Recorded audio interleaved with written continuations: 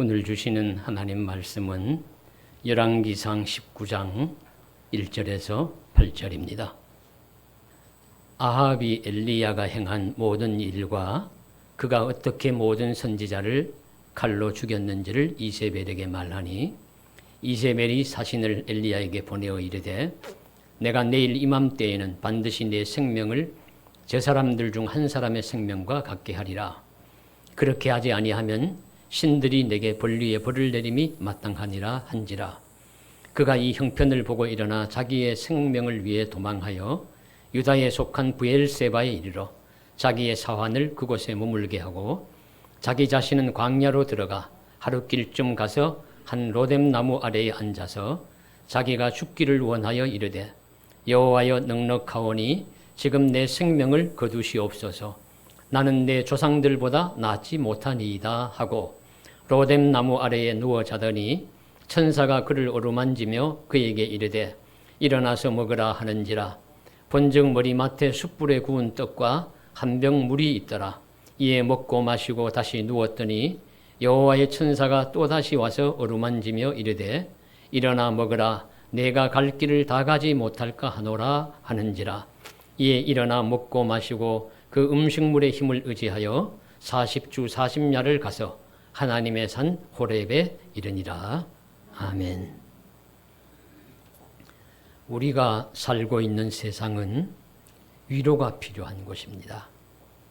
세상은 눈물과 고통, 아픔과 탄식이 많기에 그곳에 살고 있는 우리에게는 위로가 필요합니다.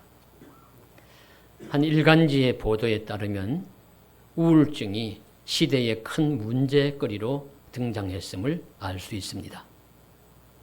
노인이 많은 시대인데요. 그런데 노인 우울증이 크게 증가하고 있다. 그렇게 보도합니다.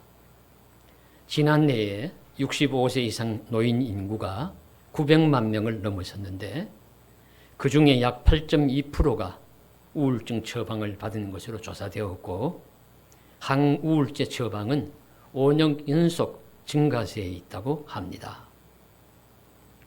그런가 하면 경찰 우울증도 증가하고 있습니다.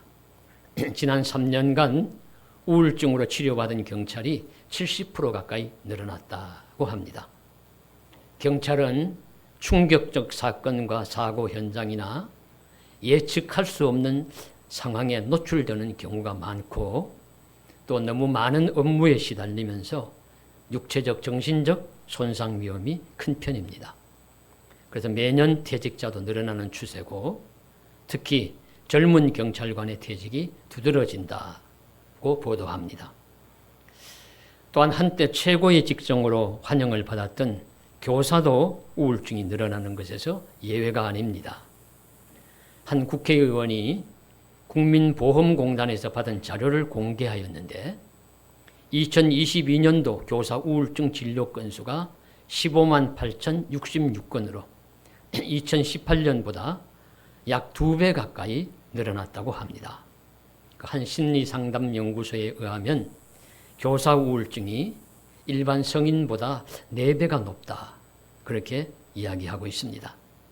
이 정도 되면은 우울증은 누구에게나 다가올 수 있는 심각한 질병입니다.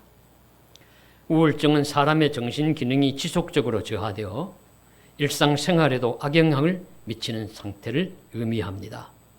우울증이 걸리면 식욕부진이 오고요. 수면장애가 나타나고 생활의욕이 저하됩니다.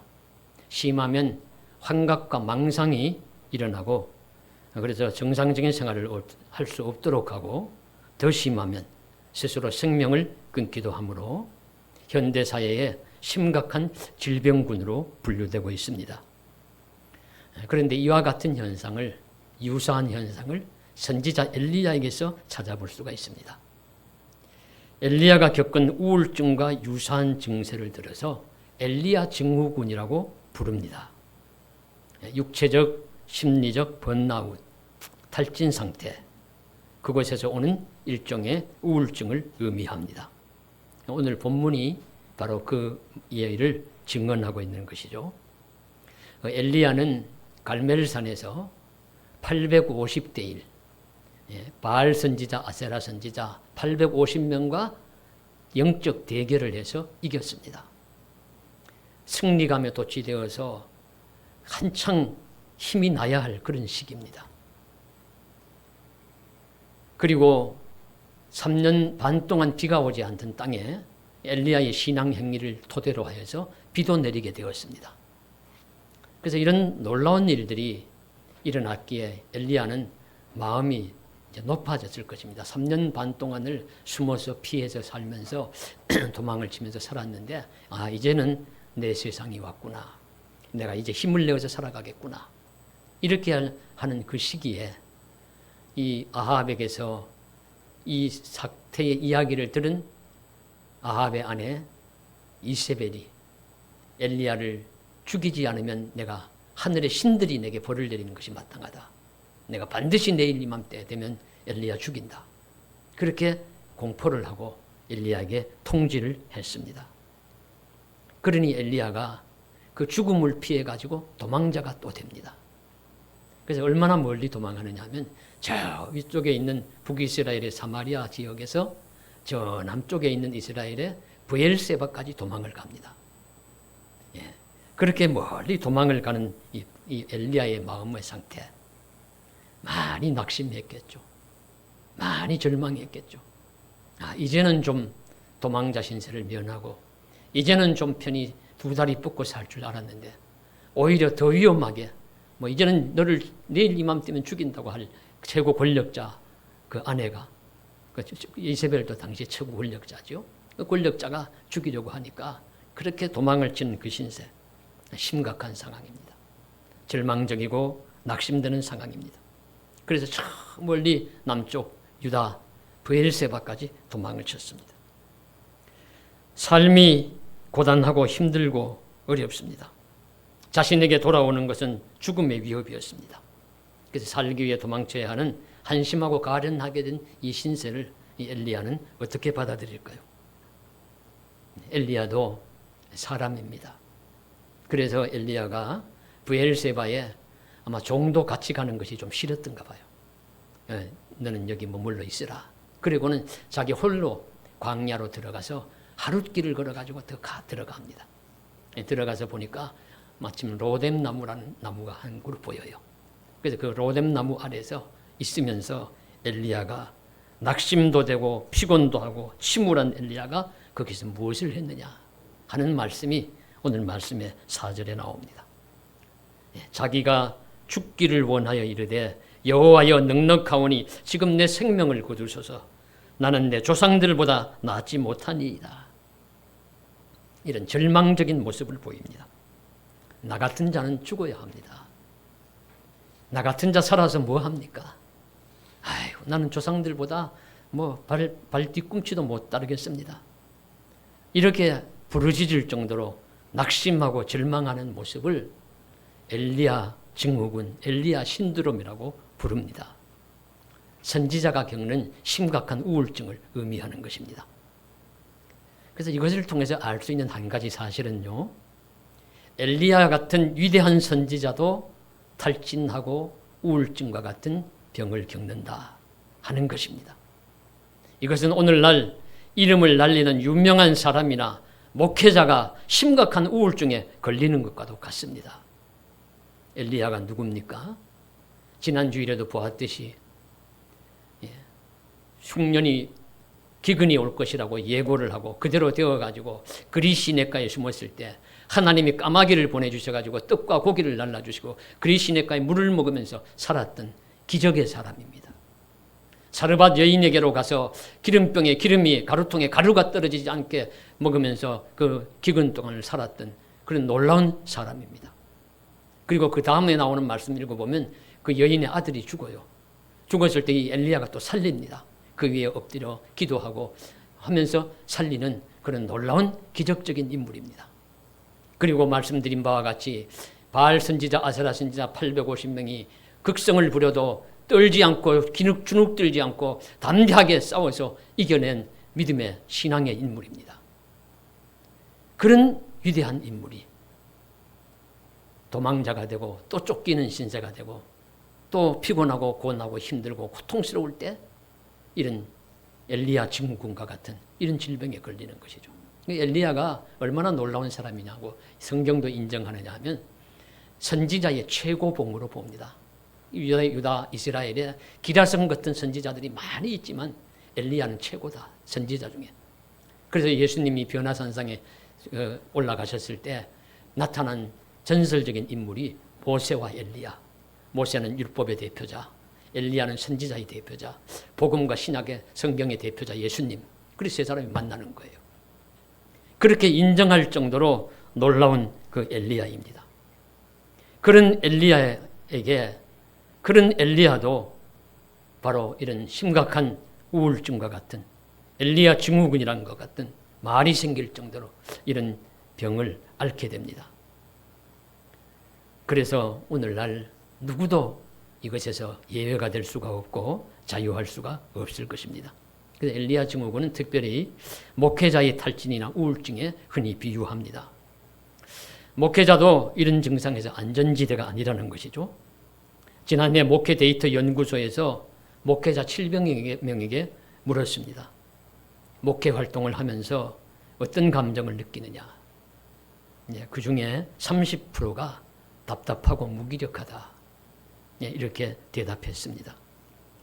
목회가 즐거운가 하는 물으면은 그렇다고 대답한 사람이 20명에 1명이 안 되었다고 합니다.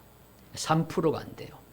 100명이면 3명도 목회가 즐겁다고 이야기를 하지 않는다고 이야기를 합니다. 이거는 미국도 마찬가지입니다. 유사한 통계입니다. 이런 현상에 대하여 충신교회 원로 목사님인 박종순 목사님도 공감을 하면서 헬스 트레이너는 회원이 건강해지는 게 눈에 보이지만 목회자는 결과를 눈으로 볼 수가 없다. 성취감도 약하고 엘리야 증후군 목회자의 우울증도 심각하다는 뜻입니다. 제가 아는 오래된 전에 알고 있는 어떤 한 권사님이 한번 찾아오셔서 말씀을 나누는 중에 그런 이야기를 했습니다.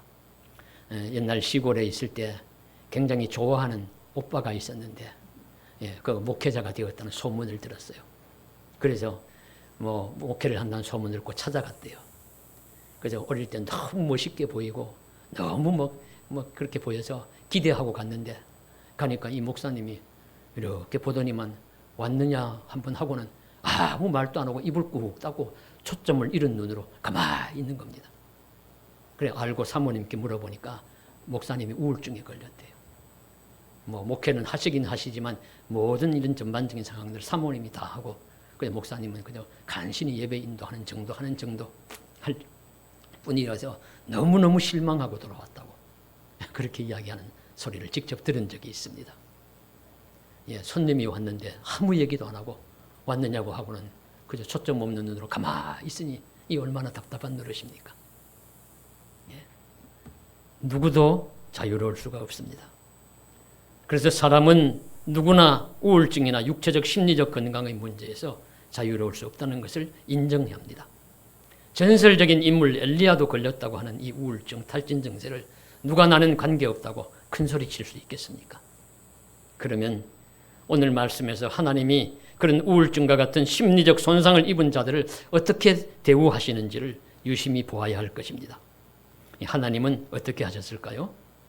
자, 오늘 엘리야는 심리적, 육체적 탈진 상태에서 로뎀나무 아래에 가서 소리를 지릅니다. 외칩니다. 하나님, 차라리 날 데려가십시오. 나는 내 조상들만 못합니다. 나는 아무 존재도 아닙니다. 나는 쓸모없는 존재입니다.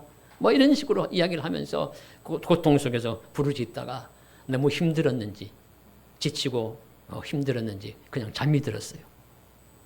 그 엘리야에게 하나님이 찾아오십니다. 천사의 손길을 통해서 찾아오셔서 위로하시고 치유하시기를 원하십니다. 힘을 주시고 용기를 주십니다. 이때 하나님이 엘리야를 어떻게 치유하시고 위로하셨는지를 오늘 말씀 속에서 보십시오. 첫째는 엘리야의 탄식과 원망 같은 소리를 가만히 들어주셨습니다. 하나님의 들어주심, 하나님의 들으심, 이것이 하나님의 위로입니다. 사실 엘리야가 한 말은 불손한 말이죠. 하나님, 날 차라리 데려가십시오. 날 죽이십시오. 이건 매우 불손한 말입니다. 창조주 하나님께, 생명을 주신 하나님 앞에 이건 매우 불손한 태도입니다. 어떤 경우에는 자녀들도 막 화가 나고 뭐 부모님하고 이렇게 다투다 보면 날 왜 낳았어? 막 그러죠. 날 낳아가지고 날 고생시켜. 그러면 어떤 부모님은 입에서 너 같은 건 낳고 미역국 먹은 내가 후회스럽다. 뭐 이렇게 이야기하는 경우도 있습니다. 그런데 하나님은 그렇게 말씀하지 않으셨어요. 오늘 말씀 보시면 가만히 들어주셨어요. 가만히 들어주십니다. 어떤 훈계도 어떤 꾸짖음도 하지 않으셨습니다. 그래서 우리가 알 수 있는 것이 위로의 첫 단계는 들어주는 것입니다. 가만히 들어주는 것입니다. 저는 뭐 심리적인 치료나 정신과적인 치료를 잘 모릅니다. 그러나 제가 추측하기는, 그리고 오늘 성경 말씀을 통해서 깨닫기는 위로의 첫 단계는 들어줍니다. 틀림없을 겁니다. 내담자가 와서 이야기할 때에 가만히 들어주는 것이 하나님의 치료 방법이고 하나님의 위로하심입니다. 하나님의 방법보다 더 좋은 것이 없을 테니까요. 하나님은 우리의 하소연을 들어주시고 우리의 눈물 내린 탄식이나 원망까지도 들어주십니다. 하나님은 우리를 들어주심으로 우리를 위로하십니다. 그러므로 마음이 상하신 분들이요, 주께 부르짖으십시오. 주께 탄식 원망하십시오. 하나님 앞에서는 해도 좋습니다. 그러나 하나님은 우리의 그 기도, 원망, 탄식 소리를 들어주실 것입니다. 그래 들어주심으로 우리를 위로해 주실 줄로 믿습니다. 그래서 우리 하나님 앞에 우리 부르짖음으로 하나님의 위로를 받으실 수 있는 저와 여러분 되시기를 간절히 소망합니다. 둘째로 하나님은 천사를 보내어 엘리야를 어루만져 주심으로써 위로하십니다. 그리고 오늘 말씀해 보시면 5절, 7절에 두 번이나 어루만지시며 라는 말씀이 나옵니다. 어루만지시며. 주목할 단어지요. 어루만진다. 사람이나 동물이 사랑스럽고 귀여워서 가볍게 손을 편 상태로 만지는 것을 어루만진다고 합니다. 세게 두드리는 것이 아니고요. 아주 가볍게 쓰다듬어 주는 것, 그렇게 만져주는 것을 어루만져준다고 합니다. 오늘 두 번이나 반복하십니다. 어루만지시며. 지치고 우울 증세를 나타내는 반항하는 엘리야에게 하나님은 어떤 내용을 길게 설명하지도 않으셨고 엘리야의 태도에 진노하시지도 않으시고 단지 어루만져 주셨습니다. 하나님은 위로하시는 분이십니다. 힘들어하고 괴로워하는 자들을 책망하기보다는 위로하시는 하나님이십니다. 그래서 우울증의 처방은 무엇보다도 하나님의 따뜻한 어루만짐이 명약이라는 것을 알 수 있습니다. 하나님의 만지심이 명약입니다. 구약 히브리어로 나함이라는 말이 우리 위로한다는 뜻인데요. 그러니까 노아라는 말도 비슷합니다. 노아의 말 뜻이 안위함. 우리 창세기 5장 29절에 보시면 하나님의 위로라는 뜻이 있어요. 그래서 노아는 많은 사람들이 죄를 짓는 가운데 의롭게 살고 선하게 살아서 하나님의 위로가 되었습니다. 또 세상의 소망이 되었습니다. 그래서 위로한다. 이사야 선지자는 나라가 멸망하고 포로가 되어 이방 나라에서 고생하는 유다 백성들을 향하여 하나님의 위로를 선포합니다. 너희의 하나님이 이르시되 너희는 위로하라. 내 백성을 위로하라. 이사야 40장 1절에 목놓아 외칩니다. 예수님은 애통하는 자는 복이 있나니 저희가 하나님의 위로를 받을 것이라고 말씀하셨습니다. 하나님의 위로하심을 보여주는 가장 명확한 그리고 큰 증거가 무엇이냐면 예수님이 보내실 성령의 이름입니다. 요한복음에 의하면 예수님이 보내실 성령의 이름을 파라크레이토스, 곁에서 부른다. 바로 보혜사라고 번역한 보혜사 성령. 이 보혜사의 뜻이 위로자라는 뜻입니다. 성령을 보내실 터인데 그 성령이 너희를 위로해 주실 것이라고 말씀하시고 있습니다. 그러니까 위로의 하나님입니다. 그래서 세상 사람들은 위로의 하나님이 필요합니다. 누구보다도 하나님의 위로를 필요로 합니다. 이 세상에는 낙심하고 절망하는 분들이 많죠. 슬픔과 고통을 당하는 사람이 많습니다. 그래서 말씀드린 바와 같이 우울증과 같은 병을 앓고 있는 분들도 많은 것입니다. 그래서 마치 인생은 두드려 맞으면서 삽니다. 이를 비유할 때 공들이 맞는 처지와 유사하다. 그래서 우리 공의 처지를 생각해 보시면요. 배구 시합을 하면 배구공이 있는데 배구는 맨날 그냥 뺨을 맞듯이 손바닥에 맞습니다. 축구공은 발로 날마다 채입니다. 그런가 하면 뭐 골프공 같은 경우는 이런 세막대기로 그냥 맞아야 살아갑니다. 야구공은 나무 배트로 맞아요. 이렇게 공들의 신세와 같은 것이 인생이지 않습니까? 사건과 사고에 연루되어서 두드려 맞습니다. 유명인들도 수많은 악성 댓글로 두들겨 맞습니다. 나는 잘한다고 해도 냉정한 비판자들에게 날마다 맞으면서 삽니다. 그렇게 살다 보면 나 죽겠네 소리가 나오고 세상에 나처럼 힘든 인생, 나처럼 고달픈 인생 살아가는 사람 또 있을까 싶습니다. 그래서 우울하고 증세가 심해져서 우울증이라는 처방도 받습니다. 그러나 사실 주변을 조금만 더 둘러보면 나보다 힘든 사람들 많이 있다는 것 알 수 있습니다. 나보다 슬픈 사람도 많이 있습니다. 세상에는 나보다 아프고 힘든 사람들 많이 있습니다. 그만큼 어렵고 힘든 곳이 세상입니다. 그렇기에 세상을 살아가는 사람들에게는 위로가 필요합니다. 누구에게나 어루만지는 하나님의 손길이 필요합니다. 엘리야를 따뜻하게 어루만져 주신 하나님, 위로의 하나님이시여, 위로의 성령이시여, 보혜사 성령이시여, 오셔서 우리를 위로하여 주시옵소서. 나를 어루만져 주시옵소서. 우리 하나님 앞에 간절히 기도하면서 살아가는 저와 여러분 되셔야 될 줄로 믿습니다. 하나님의 어루만지심을 생각하면 어머니의 손과 많이 닮았어요. 어루만짐은 여성적인 단어입니다. 가볍게 따뜻하게 만져주신다. 그러니까 이 쓰다듬는 손길이 얼마나 대단한지를 우리 수녀 이혜인의 시로 한번 가늠해 보시기를 바랍니다. 어머니의 손이라는 시인데요. 늦가을 갈립 타는 내 음의 마른 손바닥, 어머니의 손으로 강이 흐르네 단풍잎 떠내리는 내 어릴 적 황홀한 꿈, 어머니를 못 닮은 나의 세월, 연민으로 쓰다듬는 따뜻한 손길, 어머니의 손은 어머니의 이력서, 읽을수록 길어지네 오래된 기도서에 낡은 책상처럼 고단한 손, 시들지 않은 국화향기 밴 어머니의 여인손. 이 시를 읽어보면 이 어머니가 젊은 어머니가 아니에요. 늙으신 어머니입니다. 그래서 나온 단어들이 마른 손바닥, 여인손, 낡은 책상처럼 고단한 손, 오래된 기도서, 그렇게 표현이 되어 있습니다.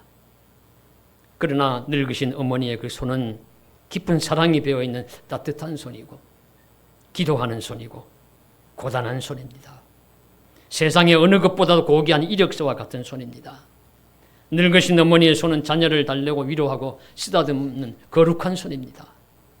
성도 여러분, 우리도 이 어머니의 손과 같은 하나님의 어루만지심을 받음으로 우리의 탄식과 억울함이 사라지는 은혜가 있기를 바랍니다.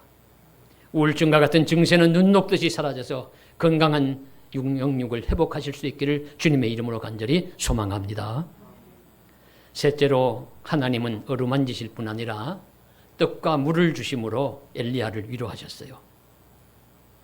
그렇죠. 하나님은 오셔서 어루만지시면서 아마 지치고 힘들어서 쓰러진 듯이 잠든 엘리야 옆에 구운 떡과 물 한 병을 갖다 놓으셨습니다. 얼마나 지쳤겠어요.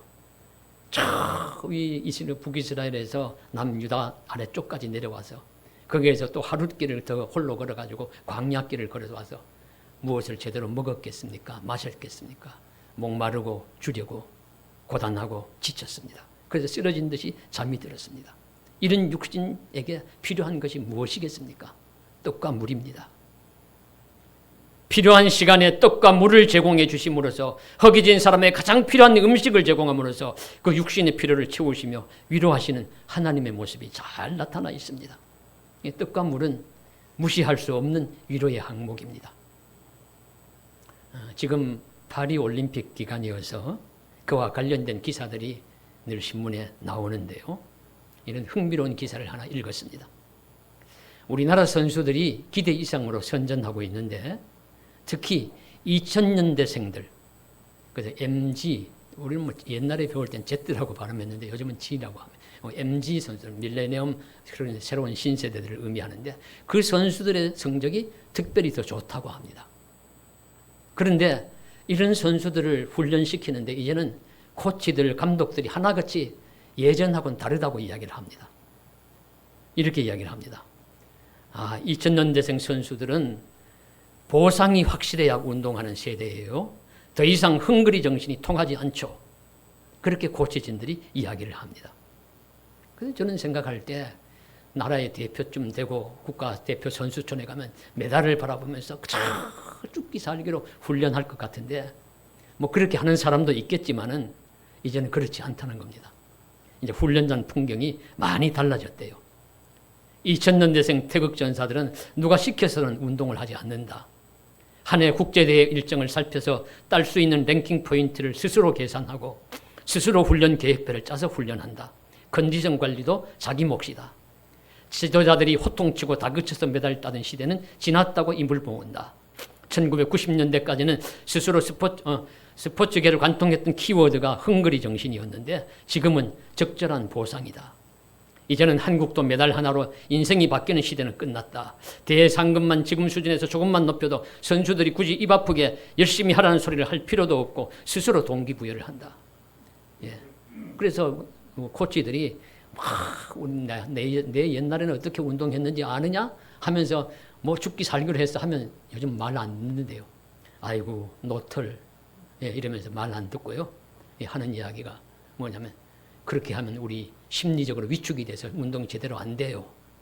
이렇게 하면서 반항하고 그냥 그렇게 하는 것이 아니라 그런 흘러간 노래를 부르는 것이 아니라 이제는 그저 잘 뒤에서 세밀하게 보살펴주고 적절한 보상을 제시해주고 하면 자기들이 알아서 훈련하고 열심히 해가지고 이렇게 좋은 성적을 낸다는 그런 이야기입니다.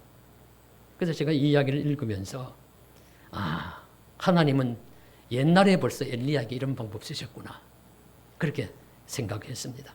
오늘 엘리야에 보시면은 뭐라 나무라질 않아요. 그렇게 불손한 말 하는데도 너 왜 그런 말 하니? 나무라지도 않고 그저 가만히 다가오셔서 말 들어주시고 잠들었을 때 토닥거리면서 쓰다듬어 주시면서 어루만지시면서 깨우시고 떡과 물을 옆에 놓고 먹으라고 조용히 말씀하시고 이러시면서 위로하시고 치료해 주시는 하나님이십니다. 그래서 하나님은 우리의 상황을 잘 아실 것입니다. 그래서 하나님이 원하시면 우리에게 필요한 떡과 물도 제공하실 것입니다. 우리는 그 하나님을 의지하며 낙심과 탈짐에서 우울과 약함에서 다시 일어나기를 간절히 소원합니다. 넷째로는 오늘 말씀에서 위로하심의 마지막 단계는 조용히 말씀하시는 겁니다. 일어나 먹으라. 내가 갈 길을 다 가지 못할까 하노라. 엘리야 먼 길을 걸어와서 쓰러지듯이 잠든 엘리야를 깨워서 이제 음식을 주시고 먹으라고 하죠. 오늘 2번 반복이 됩니다. 처음에 조금 먹고 또 잠들었던 것 같아요. 그러니까 또 깨워서 하나님이 또 깨우시면서 똑같이 어루만지시면서 내가 갈 길을 다 못 갈까 염려스럽다. 이거 먹어라. 이거 먹고는 호렙산에서 나와 만나자. 이렇게 조용하게 말씀하십니다. 그래서 엘리야가 먹고 힘을 얻어가지고는 40주 40야를 밤낮 40일을 걸어가지고 하나님의 산 호렙에 당도를 합니다. 그래서 말씀을 읽어보면 크고 강한 바람 같은 소리가 지나가고 폭풍 치는 태풍 같은 바람이 지나가고 지진이 일어나고 불이 지나가도 하나님이 거기 계시지 않고 조용한 세미한 말씀 가운데서 하나님이 엘리야에게 임하셔서 엘리야에게 할 일을 가르쳐 주세요. 엘리야가 그 말씀을 듣고서는 힘을 얻고 용기를 내서 선지자의 길을 계속해서 갑니다. 잘 걸어갑니다. 오늘 우리들에게도 하나님은 말씀으로 위로하시고 말씀으로 힘을 주시고 말씀으로 소망을 주십니다. 다른 어떤 것보다도 주의 말씀이 낙심한 인생에게 큰 힘과 용기가 됩니다. 그러므로 하나님은 지친 영혼들에게 살기에 힘들어 고통하면서 심하면 우울증과 같은 병을 앓고 있는 이들에게도 하나님은 생명의 말씀을, 희망의 말씀을, 용기의 말씀을 주십니다. 하나님의 말씀에 위로받고 세임 얻어서 인생이 새로워진 사람들이 얼마나 많이 있는지요. 보고와 같은 성경 말씀 속에는 우리를 위로하고 격려하시는 말씀이 얼마나 많이 들어있는지요. 사람은 뭐 큰 것에도 우리가 힘, 소망을 얻고 위로를 받지만 자꾸 소소한 일에도 소망을 얻고 위로를 받습니다. 저는 오래전에 읽었는데 그래서 어떤 한 무기수가 우리 독방에 있을 때 무엇으로 위로를 받았는지를 적은 글을 보면서 크게 공감을 한 적이 있습니다. 이런 이야기였어요. 독방에 있는데 언제 나갈지도 모르는데 저는 이제 창으로 하루에 되면 빛이 들어와서 빛이 요만한 창에 지나가는 시간이 내려오는 빛이 쪼이는 시간이 한 30분에서 1시간 정도 빛이 그 감옥에 들어온대요. 그럼 그 빛이 들어올 때를 기다린답니다. 기다렸다가 그 빛이 들어오는 곳 속에 자기 무릎을 놓고 그 빛을 쬐다는 거예요. 그 희망으로 하루하루 살아내면서 버텼다고 해요. 그 희망으로 그 빛이 내려앉는 그 무릎에 내려앉는 따뜻한 빛을 쬐르는 그 소망, 그 희망으로 그 살아냈다고 하는 그 이야기를 보면서 큰 공감을 했던 적이 있습니다. 이처럼 독방의 무기수에게도 하루에 잠시 창문으로 들어오는 한 줄기 빛의 따뜻함이 살아갈 힘과 용기가 위로가 되듯이 하나님의 말씀은 어둡고 슬픔 많은 세상에서 우리의 힘과 위로가 될 줄 분명히 믿습니다. 그래서 위로의 말씀들이 성경 속에는 많이 있음을 기억하시고 그 말씀을 붙드시길 바랍니다. 수고하고 무거운 짐진 자들아 다 내게로 오라. 내가 너희를 쉬게 하리라. 예수님의 위로의 말씀입니다. 상한 갈 때도 꺾지 않으시고 꺼져가는 심지도 끄지 아니하시고 심판에 이길 때까지 하신다. 주님 이사야 선지자를 통해서 또 예수님 입술에서도 나온 주님의 위로의 말씀입니다. 너희는 마음에 근심하지 말라. 하나님을 믿으니 또 나를 믿으라. 내 아버지 집에는 거할 곳이 많도다. 제자들에게 주신 주님의 소망과 위로의 말씀입니다. 아무것도 염려하지 말고 오직 모든 일에 기도와 간구로 너희 구할 것을 감사함으로 하나님께 아뢰하라.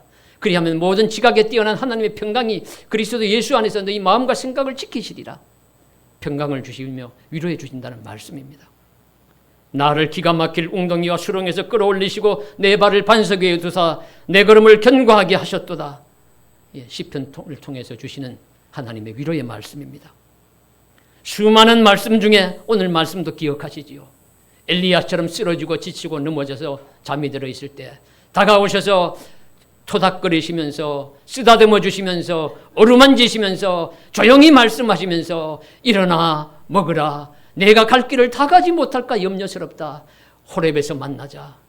이렇게 약속하시고 말씀하시는 하나님의 음성을 들으시고 다시 새 힘 얻어서 남겨진 선지자의 적을 힘있게 달려갔던 선지자 엘리야처럼 우리 모두도 치유받고 새 힘 얻어 믿음의 경주를 끝까지 건강하게 잘 간수할 수 있기를, 달려갈 수 있기를, 감당할 수 있기를 주님의 이름으로 간절히 축원합니다. 기도드리겠습니다. 사랑하는 하나님 아버지, 오늘 주님의 말씀 가운데 엘리야의 번아웃, 또 탈진 상태, 마치 오늘날로 말하면 우울증과 같은 증세, 하나님 앞에 불손한 말로 날 차라리 죽여주십시오 라고 할 정도로 그렇게 힘들고 지치고 괴로웠던 엘리야의 삶에 하나님이 찾아오셔서 그 말 아무 책망도 아니하시고 들어주시고 그리고 어루만져 주시고 떡과 물을 먹여주시고 그리고 조용히 말씀으로 위로해 주심으로 새 힘 얻어서 엘리야에게 선지자의 일을 계속해서 하나님이 하늘로 불러 올라오실 때까지 잘 감당하였다는 그 내용을 우리가 바라보았습니다. 주여, 우리들에게도 찾아오셔서 힘들고 어려울 때 힘이 되어주시고 도움자가 되어주시기를 원합니다. 꼭 붙들어 인도하여 주옵시고 필요할 때 용기를 주시고 힘을 주시고 새 생명을 주시고 놀라운 능력과 권세를 더하여 주시옵소서. 붙들어 주실 줄 믿습니다. 힘 주시길 원합니다. 주 예수님 이름 받들어 간절히 기도드리옵나이다. 아멘.